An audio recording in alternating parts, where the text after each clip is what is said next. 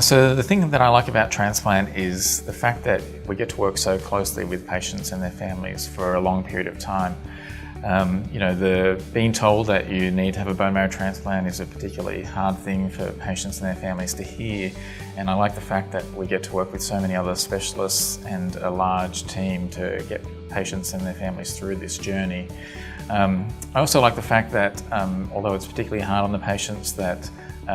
we get to see them for such a long period of time afterwards, and so once they're through the hard part of the transplant, we really get to know the patients as they grow up and become adults and lead normal lives, and that's a really nice thing for us to see as physicians.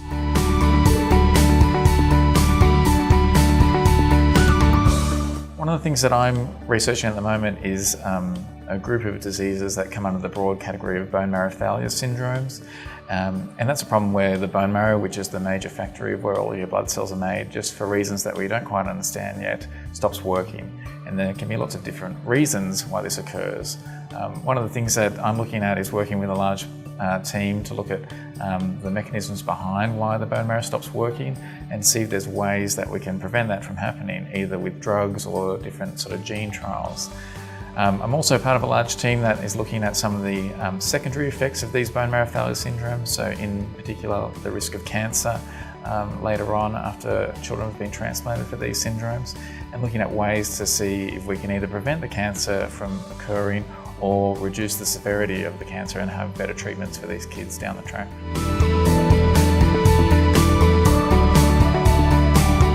Transplant at Cincinnati Children's